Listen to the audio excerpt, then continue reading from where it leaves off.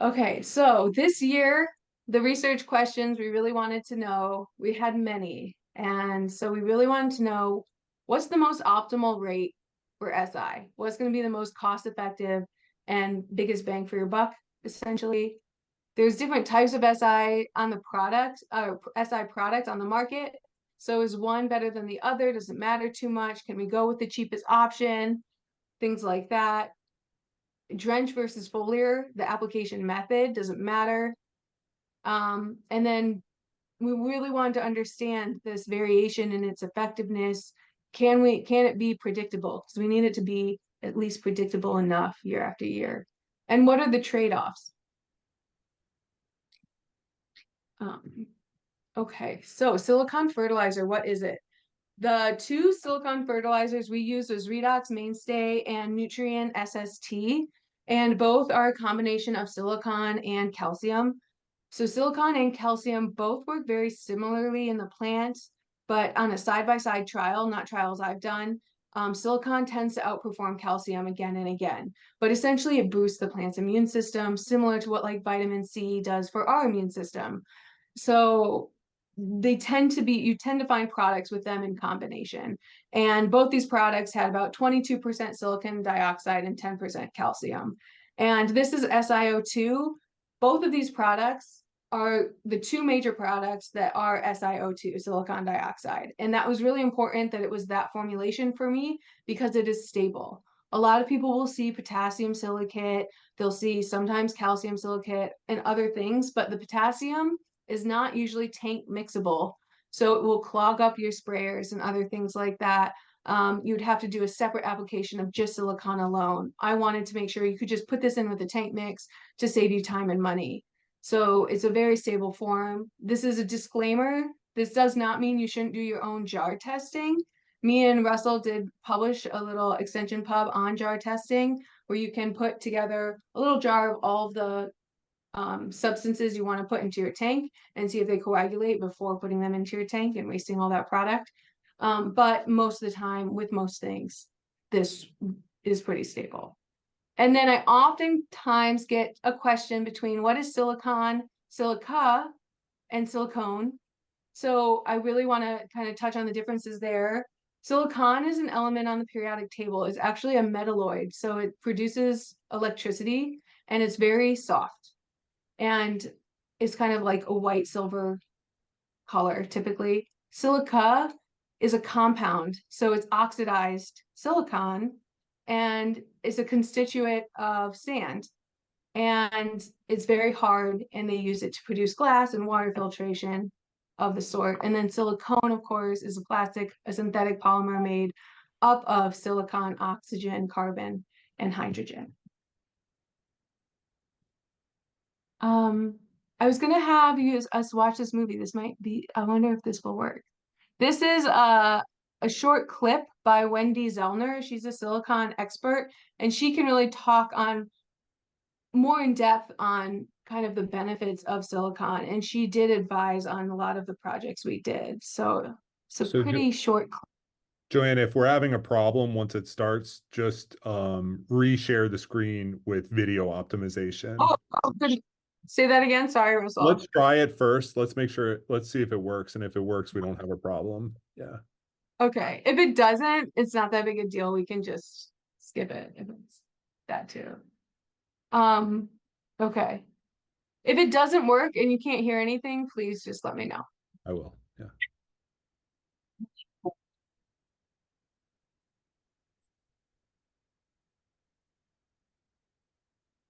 Um,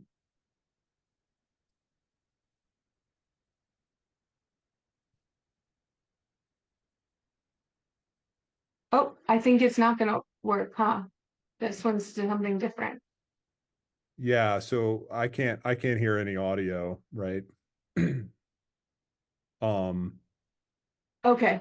so you could reshare, and when you go to share it on the bottom left, it has an option to share video, optimizing for video, and you also have to share your audio as well. Okay. That might be too much technology for me. I'm so Okay. sorry.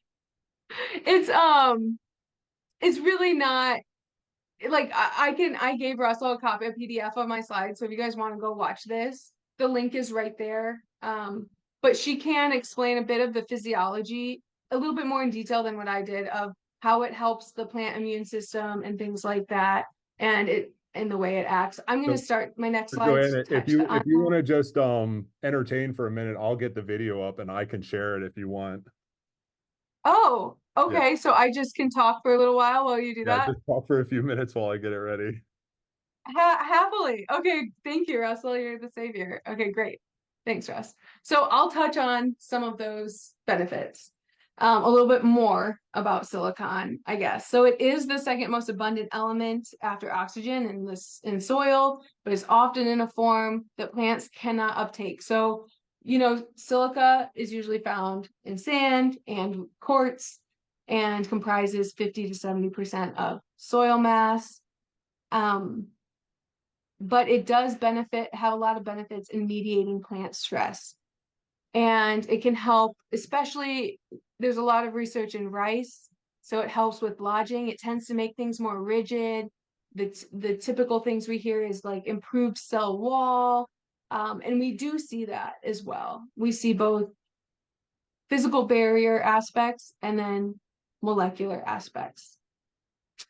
Another benefit of SI and its role in plant protection, not just abiotic stress, is through affecting the systemic acquired resistance of the plant. And that's essentially part of the plant's immune system. And there's different pathways. And one is the jasmonic pathway.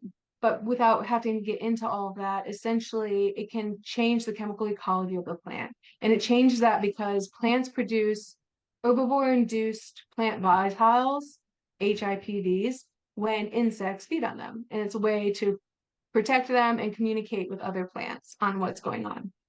And it can actually change that. And SI has been shown to increase predators because it changes the HIPVs that the plant is giving off. So that is something that's also interesting.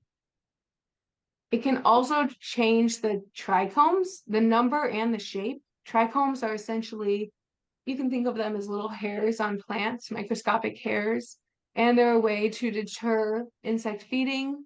And here you can see from an electron micrographs that it changed the base of these trichomes and they're much wider, taking up more surface area on the leaf, making it much harder for the insect to find areas to feed, essentially.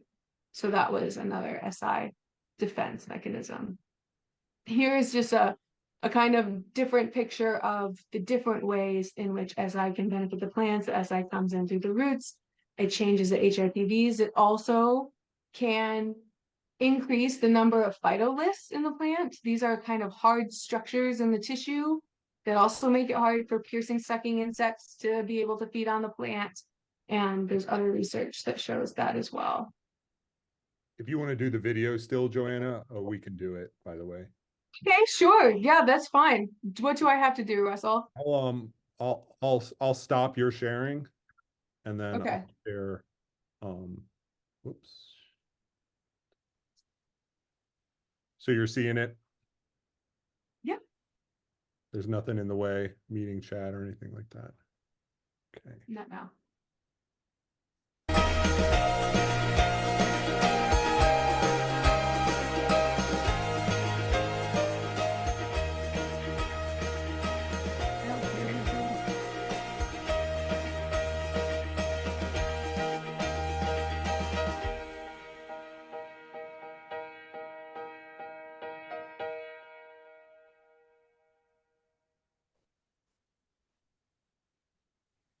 Hi, I'm Wendy Zellner. I'm a research plant physiologist at the University of Toledo.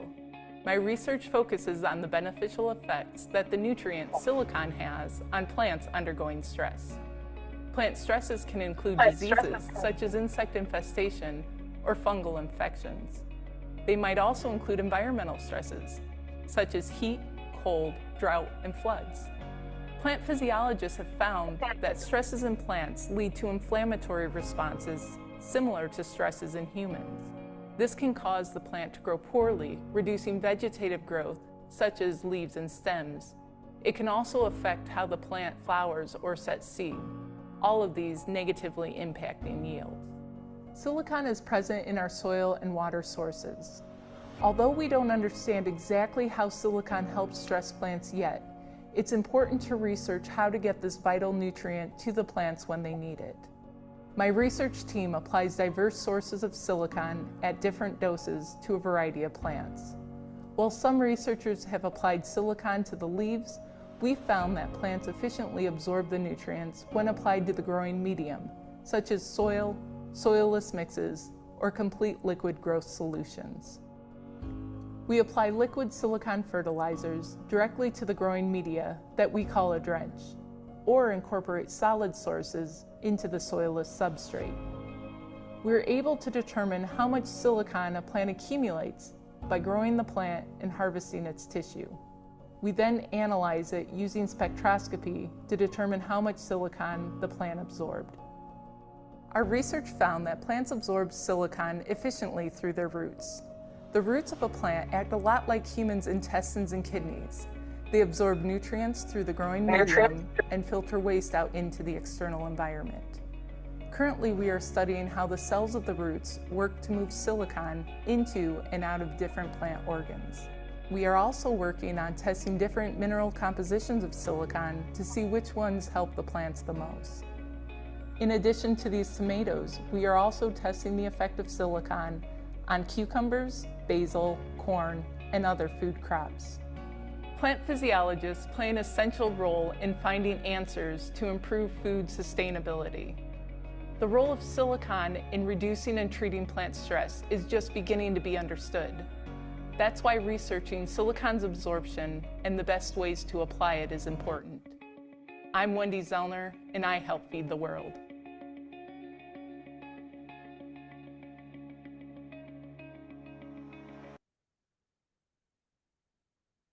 Thanks, Russ. Yeah. That was awesome. Okay, cool. Can everyone see my slides now? Mhm. Cool, thanks. So she kind of touched on silicon. Sorry, I'm trying to change my slide and I'm pushing enter and it's not working. Okay, wait, there we go. Thank you. Okay, so she kind of touched on silicon's role. She works a lot with food crops, whereas we've been working with ornamentals. So I just wanted to kind of incorporate that into it. She also talked about how silicon is getting taken up by the roots. She really focuses on drench. She thought we'd have a lot more success with drench, where our research found we had more success with foliar applications. So that's why it's so important that we have local research for the exact situations that we're in for how we grow plants. And that's different for every different area. So this slide really shows a way in which silicon can be taken up through leaves or essentially tissue with a foliar spray.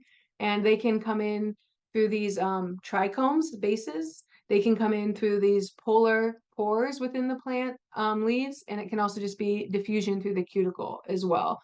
So we've also found that waxier plants, such as anthuriums, seem to be have less benefit from SI than more spongy, soft tissued plants like orchids and things like that. And we're not sure if that's the exact reason why, but that's our hypothesis for now. So getting into the experiments, there's a lot of graphs, and I really hope I don't lose you. I'm going to try to go through them quickly and give you the main gist of them. So not to lose you, I have some pictures in here as well, but the graphs really do show this beautiful story, and that's why I included them. So the first experiments we did was a foliar plus a drench with orchids and anthuriums. I'm going to start out with the orchids, and we did this at a high rate. We did it weekly. We do 1 week foliar, 1 week drench, just to see if it would work. It was a bit of a shot in the dark. Is this going to work for us at all here? Is this worth pursuing? If we do a high rate, we'll know for sure. If it doesn't work, we'll move on to something else.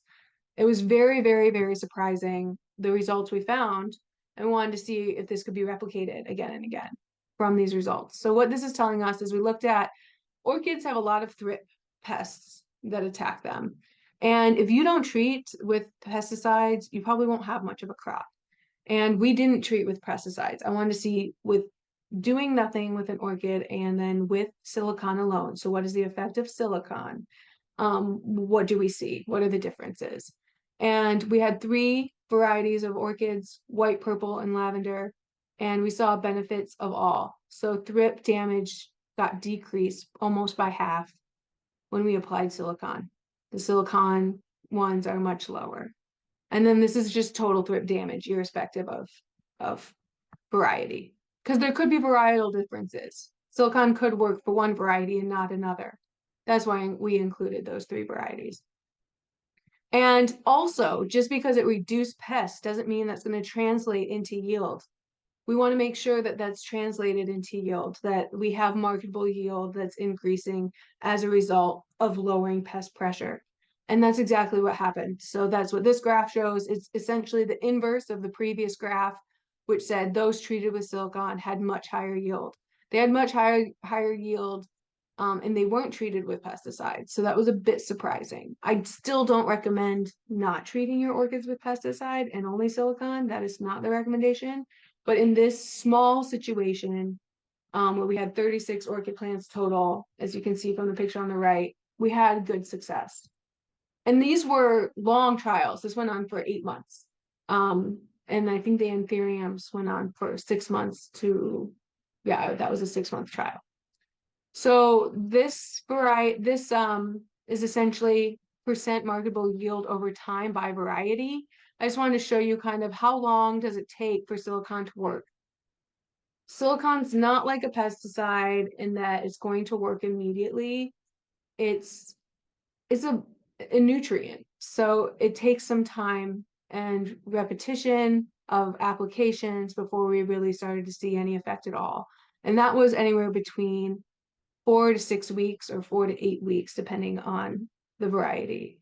So here we're looking for when do these 2 lines, the blue and the red, start to separate. And it's usually around the 2nd month that we're really starting to see it start to separate. So the red is control, and it starts to decline yield, which we would suspect because it's starting to get affected by trips where the control is not.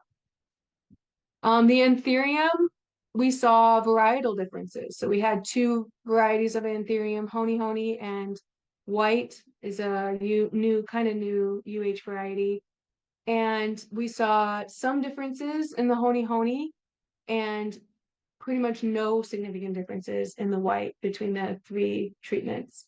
So we thought that was interesting. And the green is drench only, so it received half the amount of silicon versus the blue that received silicon weekly. And again, it took 6 weeks to about 4 before we really start to see differences between the red and the blue, which is control and silicon. Silicon, the high rate. These were the rates that we used. I'll get into rate in a bit.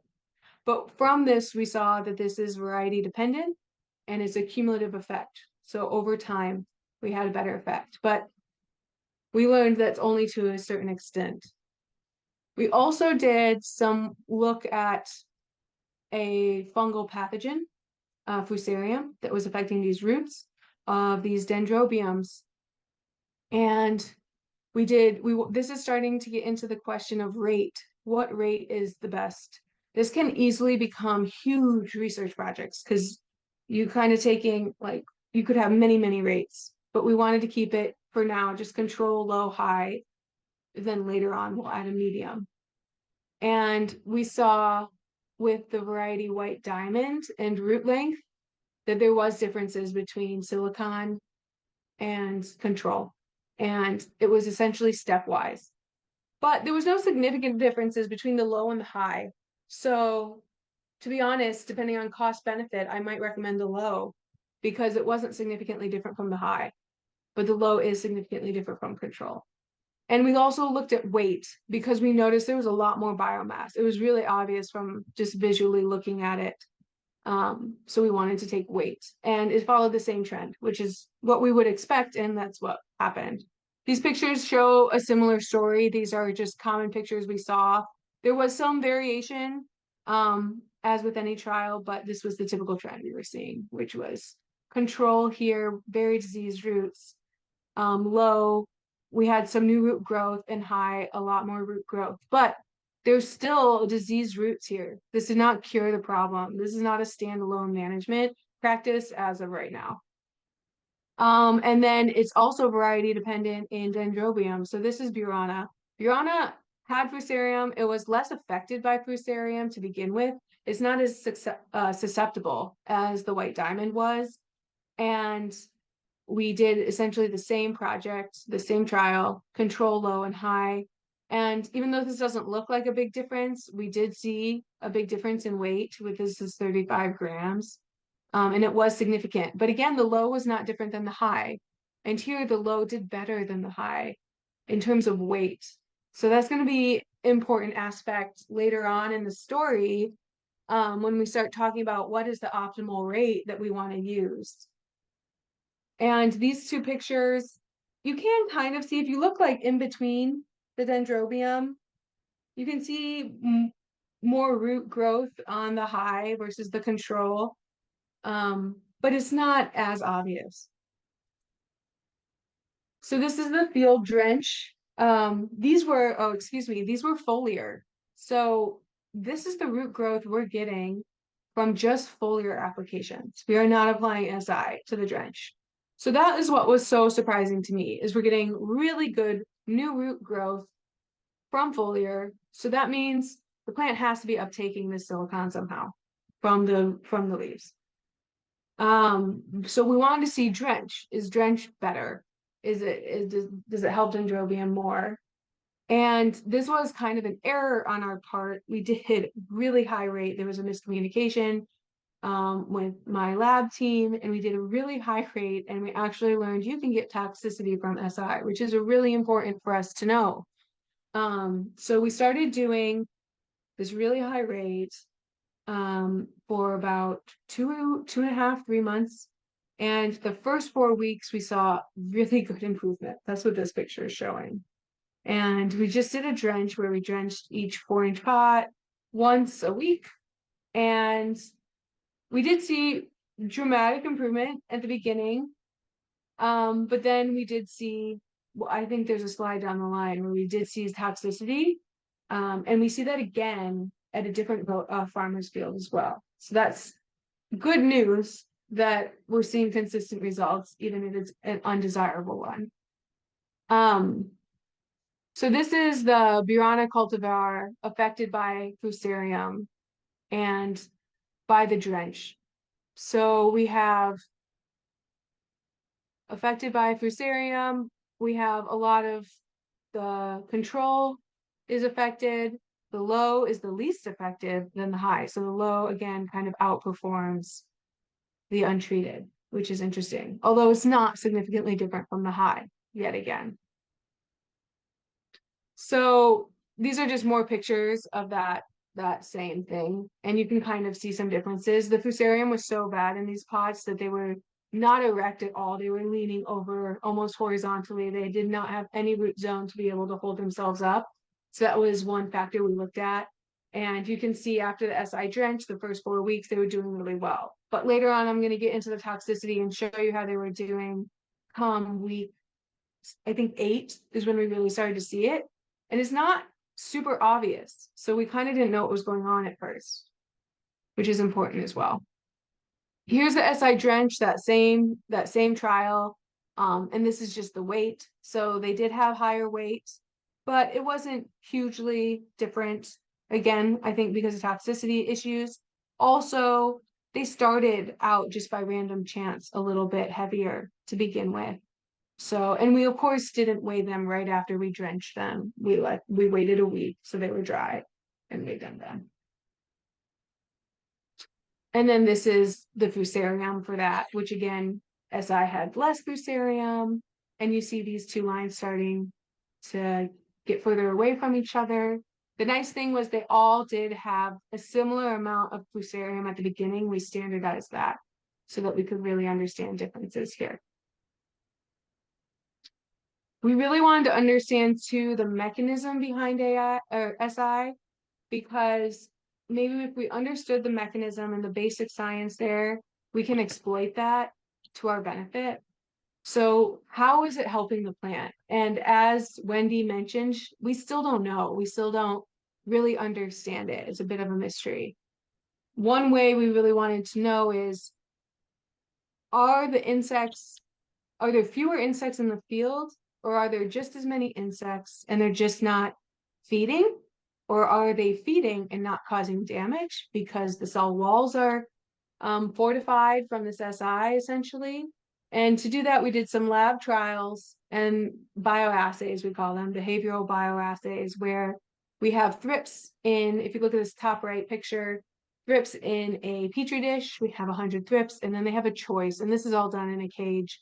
They have a choice between different rates. So we have a control, a low, medium, high rate of hibiscus, and then we have a 48-hour period, and we monitor how many thrips are on there, and then the oviposition rate they do. So, and the feeding damage at the end of the trial as well. So we used initially hollyhock thrips because they're very unique thrips that affect hibiscus and hollyhock, which we don't have hollyhock in Hawaii, but they affect hibiscus here. And what's great about them is their feeding damage is easy to see, and they don't oviposit within plant tissue like a lot of thrips. So you can actually count their eggs that are visible under a microscope. So that was really interesting. One sec. Oops, sorry. So here you can see damage, and the high had much less damage than the control, but the control and the low had very similar damage. They were not significantly different. And the medium it was highly variable. That's what this error bar means. But the high had significantly less damage. But what was really interesting was when we looked at number of eggs per plant, the high had as much as the control, and the low had a lot. So there seemed to be not discriminating on where they lay their eggs. I thought maybe they would not lay their eggs on high. That would be an undesirable place to oviposit, but that was not the case in our trials. I also want to just touch on SI accumulation, which Wendy mentioned as well. Her lab does a lot of this. People tend to think if SI is getting accumulated in the plant, it's providing benefit to the plant. And we thought that as well. And well, from our research, we're starting to challenge that preconception. We did take accumulation data from the first greenhouse trials that we did, and we see that yes, every SI treated variety does have higher SI. It does have slightly higher, but two not significantly so. The only one that was significant was white. Lavender had the most benefit from SI, the lavender variety. So that's this pink bars to here on the right. They're the farthest away from each other. White is the shortest away from each other. And it had the most benefit, pink here, and the least difference in SI. From this, if we looked at just SI accumulation and thought it was a direct correlation, we'd think, oh, white had the greatest difference between SI and control, therefore we'd see the biggest benefit. So that's not necessarily the case, and that's another mechanism we're trying to work out with some USDA collaborators. Recently, we did another orchid trial. Mocara, I'm just looking at time. Okay, we're good on time. We did some Mocara orchids, and there's sympodial and monopodial orchids, and they have several differences in how they store and uptake nutrients. So we had looked at dendrobiums, sympodial, and so we wanted to look at more monopodial. And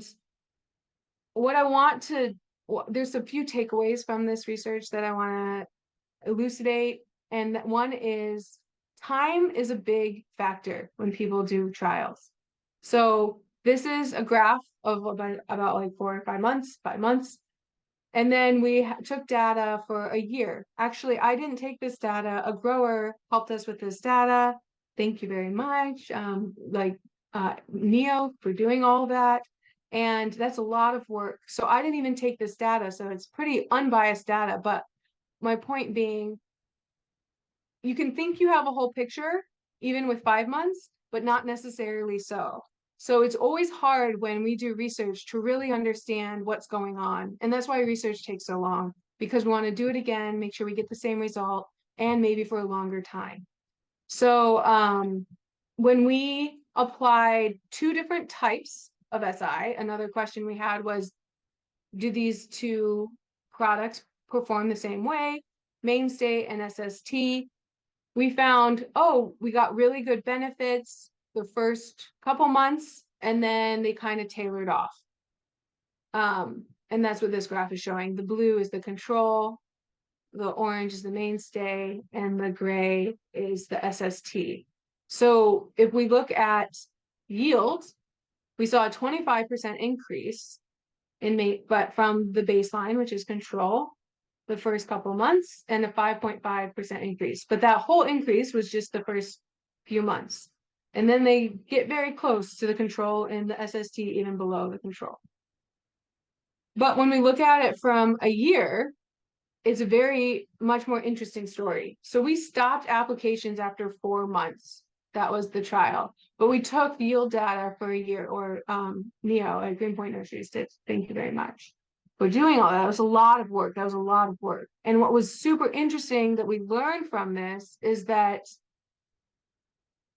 even just 4 months of applications, somehow these plants are holding on to this nutrient, and we're seeing benefits down the line throughout the whole year.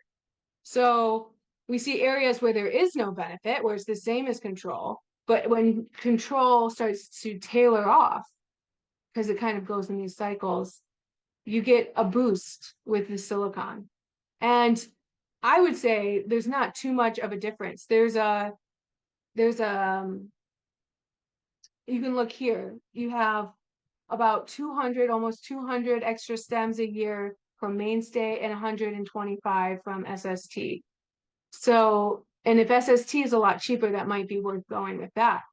So that's what I found very interesting from this data. Also, from this data, we were looking at the quality of the stems, or the length. Quality in this case, we go kind of by length, and they're extra large, large, medium, and small. And if I bring your attention to this first bar, we saw a lot more extra large stems than the control. So orange is mainstay, gray SST, blue control. We saw actually a 54% increase in extra large and close to that in SST. But they had significantly fewer smaller stems. So control had more smaller stems. So what I think is happening is somehow SI is changing where the plant puts resources. And so it took, essentially, we're going to make fewer small stems and more extra large stems. So they not only had more stems overall, there was also much more extra large. And we see that again here in this picture. That's just kind of, this is the 54% increase in extra large for mainstay and 22% for SST. And then this is that small stem graph over time, and is a little bit confusing, but you can see how the control starts out high during this season and then slowly goes down, and the mainstay is a little more erratic. But we have 27% fewer small stems and 72% fewer small stems in mainstay and SST respectively from the control. So overall, the reason I think we saw such a bump in yield, which is unprecedented to be able to say, oh, I increased yield 25% this year. That it was 25% on the short term, but it was actually it was more like 22%, or excuse me, 18% in the long term, right? So short term, it seems like, wow, SI does really great. But in a year, it increases it more like 18%. So that's why that's important to have those different timelines. The reason I think that we had this bump in yield is because the IPM was so well managed. I think if you can lower your abiotic and biotic stresses, where you'll see benefit from SI is in yield. But I think if you have those stressors, it's going to redirect plant resources to affect those abiotic and biotic stressors. and you might not see that bump in yield. And it could actually be at the expense of yield. So I'll get to that in a sec too. So some recommendations, just summary of this data. So from this research, I would recommend essentially the rate that we did, which was a low rate, for 6 weeks, and then I'd take a break. And then if something happens where your plants could use a boost, I would start reapplying SI. A lot more research is needed to understand how long of a break we should have. How long should we stop SI use for? And it's going to vary by the different plants because of how they store these nutrients. Orchids have a great way of storing nutrients. They have a pseudobulb, they've in their leaves, they're thicker leaves, and they also have this velamin white filament covering their roots that's kind of spongy that helps with keeping moisture in and also retaining nutrients. So we found that when we have SI toxicity, it's going to take 6 months or more for that plant to recover because it's holding on to that SI. So the big take home here would be less is more in this case. It also, we knew it worked therapeutically and prophylactically from this research, but I think it works almost best therapeutically. You could do high amounts for a very short time, kind of boost the plant, and then stop applications so you don't get toxicity. So it's similar to a pesticide in a way. It's different in a lot of ways, but it's similar in that it can be both beneficial and damaging, just like you can get phytotoxicity from pesticides. And it's different in a pesticide in that it's not usually a standalone treatment, and it's wise to use with other strategies, management strategies. Hilo Orchid Farm helped us with a project as well, and it was very interesting what their results show, and it was in line with what we found as well. And I gave them a rate, and I didn't realize that they were using it on young seedlings, small plants, very small plants. So it was probably too high of a rate for these plants. But they saw great effects at the very beginning against the bacteria that they were experiencing. And essentially they were looking at dead plants, dead seedlings. And here you have a lot more dead in 2 varieties, and the orange is the untreated. Then at 2 months, they're about the same. SI is not working as great. Then at 2.5 months, SI is now worse, and there's more dead than the untreated. And it was visible. They said it was visible, which is what we saw as well. So again, utilizing SI in the right way is going to be key to getting its benefits here. So getting back to that toxicity that I mentioned, this is the biggest symptom we found. The plants just looked subpar. They kind of had this crepiness to their leaves and even the flowers, if you can tell here. They have starting to get necrotic and chlorotic leaves and this kind of stressed look of a reddening of the leaves and starting to push out some cakey. And we could just tell they were not looking great. And I think the reason being, my guess is that silicon dehydrates the plant and it hinders nutrient uptake, essentially. So we have some varied results and some trade-offs. And it's going to be important when you do your decision making on the farm as to when and how to use SI to your benefit. And I think one of the biggest trade-offs that we're still trying to understand is that how much, if any, will it affect yield when there's a significant stressor. We didn't see it affect yield in some of our dendrobium trials, but we did in a smaller dendrobium trial we had that was just for a few months. And I didn't put that in here because we had a little bit of a mix up. So that needs to be repeated, but it's a possibility that I definitely want to mention. And I know we all want, I put this slide in here because I know we all want management strategies that are going to be worth the effort to put into it. And oftentimes we go towards chemicals, which are great and they're necessary at times. But I really want us to, what this research does, I think, is show that if we can support the plant's natural immune system and capitalize on it, I think that's how we're going to create a lot of climate smart, resilient agriculture spaces in the future. And that requires a lot of research and it requires a lot of basic knowledge of plant physiology and other things. But if we can do a good job of it, we can really be successful. Even medical research is going towards this, away from chemotherapy, which is just poison to the body and killing both good and bad cells, to boosting our natural immune system instead of just chemo and radiation. They now have a lot of treatments that boost medicine that boost your natural immune system, and it works really well against a lot of cancers. But again, there's some that it just hasn't worked yet perfectly for. Looking at the time, okay. So I made some cheat sheets and generalizations, and if you want these slides, I'm happy to have Russell share them with you. But things that we're very confident in, things that we're only kind of confident in, and things that we're have little to no confidence in. So we know that silicon works prophylactically and therapeutically, so preventatively and curatively. We know toxicity is possible. With SI, less is more. If you're going to do a high rate, do it for a short time. And I would recommend for curative reasons, if you have a high stressor, put it on, give the plant a boost, then back off. What we know with medium confidence is SI seems to work best with plants that are heavy feeders, especially foliar feeders. SI works very well with plants that are very efficient with nutrient metabolism, such as epiphytes, or that can store nutrients well.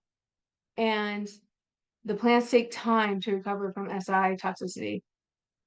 And then things that we still need to discover or do more research on is how well SI does on plants outside of these ornamentals. I think they'll do well on a lot of food crops, like Wendy mentioned. And can SI be used as part of a pesticide, essentially resistance management strategy? Can we use it alongside pesticide to reduce our amount of pesticide being used? And what is this trade-off between yield and plant protection? We want to get a lot more information on that exactly. These are the rates, the application interval, app method, and PPE for the products we used and based on the research we did. So I would recommend a foliar application of 0.25 gallons per acre, which is approximately 50 milligrams of SI per gallon of water. And I would recommend it be done foliarly if you can, if you're using like a backpack sprayer with a T-Jet 04 nozzle or something of the sort. If that's not possible, you can use a drench. I would recommend weekly applications or every other week, whatever's practical, but the more consistent you can be, I think you'll get better results. And then the PPE is not too extensive, just gloves, protective clothing, protective eye covering, and face protection as well. But it's not too caustic at all. And there is an organic version of it. And then if you want to, I did include this, I won't go through it, but calculation and calibration if you want to change the rate. So if you want to do it short term as curative and do a higher rate, here's the calculation for how to go through that. And then I want to thank everybody who made this possible. This was a lot of research and a lot of people I had a lot of help by a lot of people. Thank you, Russell, Chloe, Cindy, and Danny, and all of my collaborative growers and sponsors to make it happen. And yeah, I'll take questions.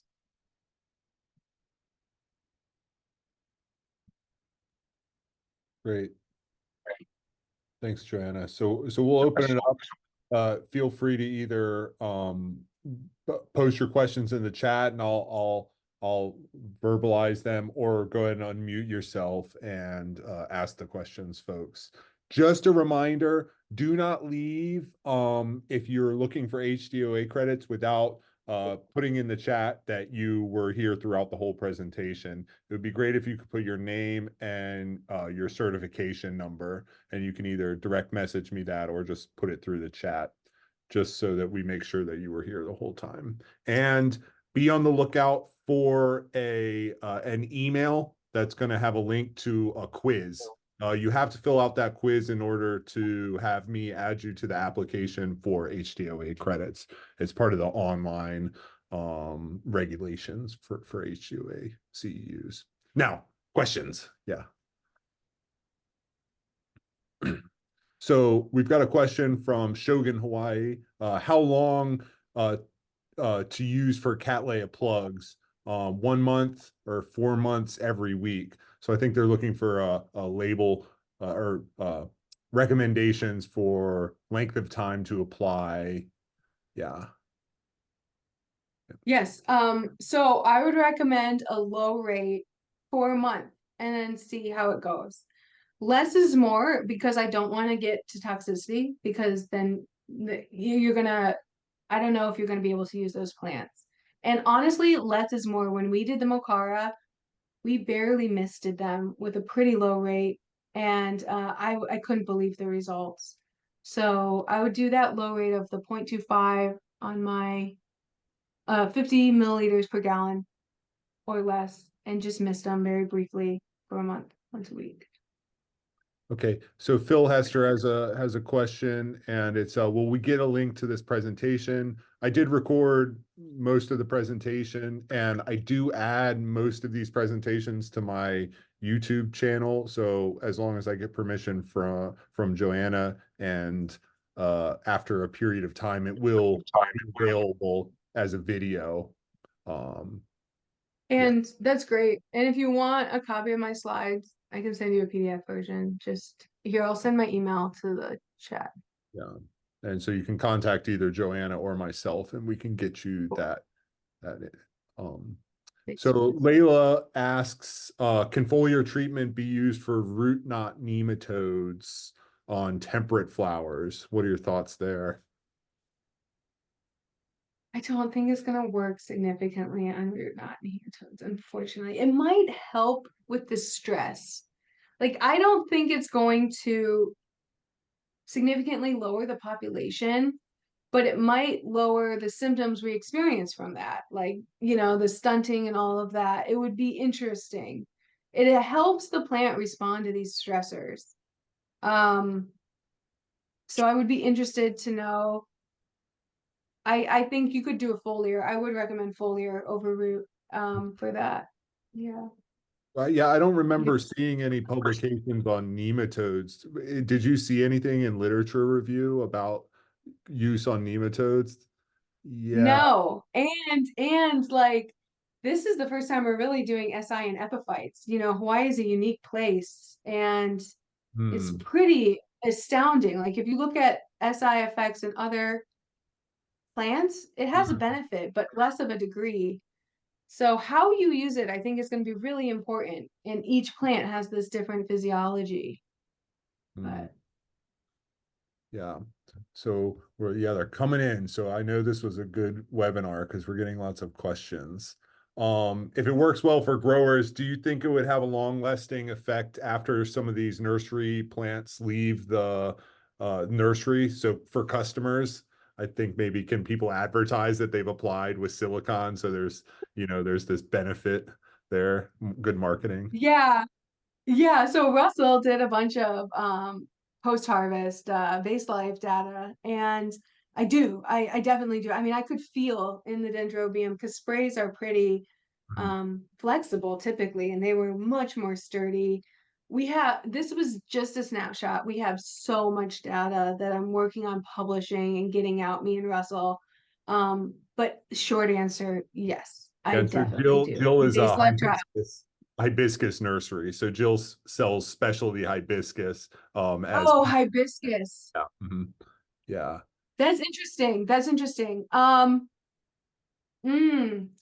maybe, potentially. I don't know. I mean, we did work with hibiscus, and it has the potential, but I couldn't tell visually as well. And we didn't do any base life testing on that yet. And then Scott asked, any trials on alocasias, philodendron, calatheas? Not yet. We should do, anyone who's willing to work with us for field trialing, reach out to me, email, because we'd love to work with you. I mean, what I loved about working with these growers is they took the data, they got to see for themselves, and it surprised me. It just surprised me. I mean, we took the pest and disease data, but they helped us by taking that yield data, and it was pretty amazing. They could tell visually. So anyone who's, we're happy to do it. We're a little bit resource limited at the moment, but if you guys want to collaborate, reach out. Be great. But not yet. Oh, sure.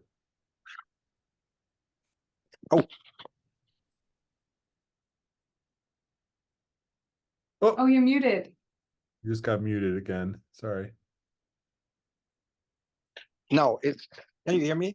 Yeah. All right.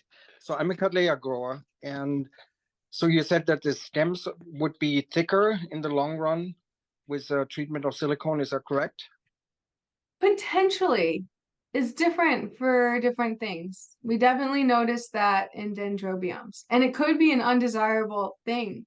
Like I was worried it would affect packaging. So, but yes, potentially.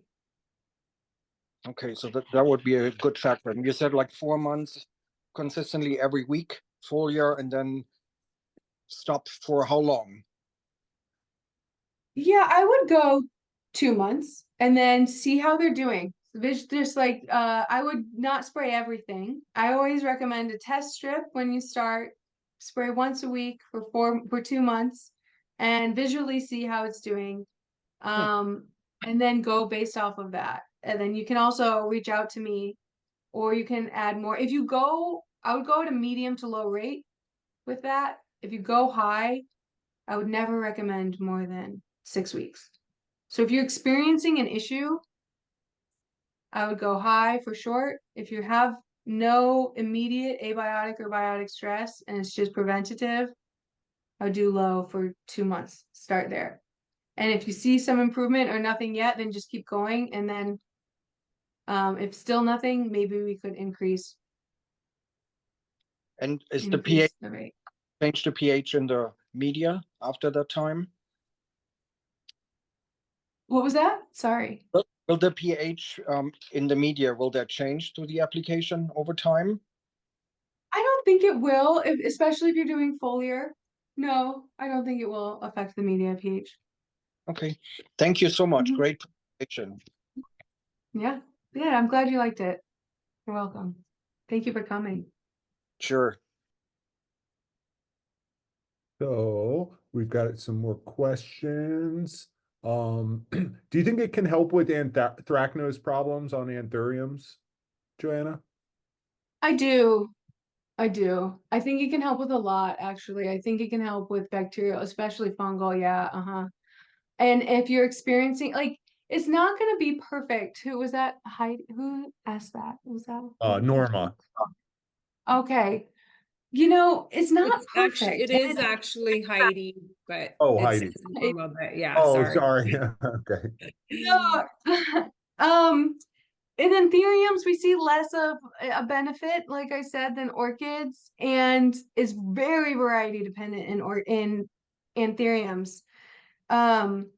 So it's really hard to answer that. That's the kind of varied results we were talking about, and how to tailor these types of substances, these biostimulants, to these unique situations. And it just takes a long time through research. But I would say if you're experiencing it, go at a medium rate, because depending on your post harvest, if you wash them, you can go a higher rate because it does have a residue.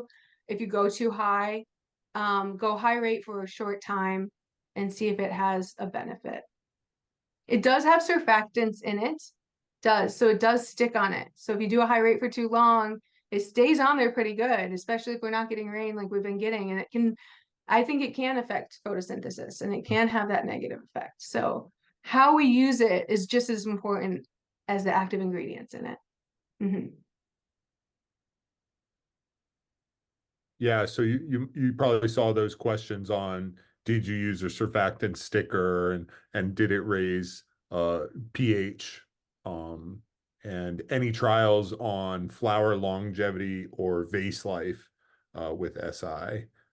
Yeah, so we didn't look at pH. We didn't take media samples and look at pH again. But I really don't think it would affect pH. And we did look at longevity and vase life, and it did not affect vase life very much on SI. We took a lot of different parameters, and then that's the overall generalization. With orchids, it did, and it wasn't. Yeah, it did. It did actually quite significantly, but Vase life? it's a little bit. Yeah, but it was confounded with our other results, because what ended up happening is the trial became unbalanced, because we took what we harvested from the field. It wasn't a standalone trial, so we had many more SI treated than control. So it became unbalanced, but we did see a benefit. Yeah, but that's a great question. And then one more question. Do you have a recommended product, and where can folks get it from? Yes, I work with Nutrien right now. I think Simplot might have it too. Nutrien should have SST. I've been working with them to get Mainstay. SST is cheaper. SST is kind of their version of Mainstay, and it might be worth the cost benefit. I think long term, if you're doing preventative, SST is fine, and it definitely doesn't have residue if you want to go high rates.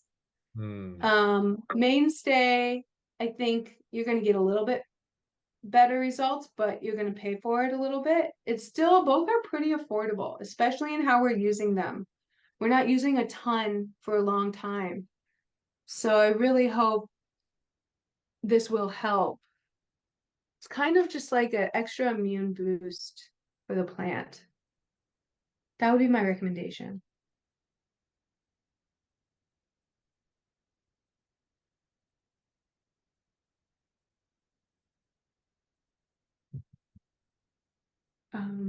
Excellent. So do we have any other questions? Comments?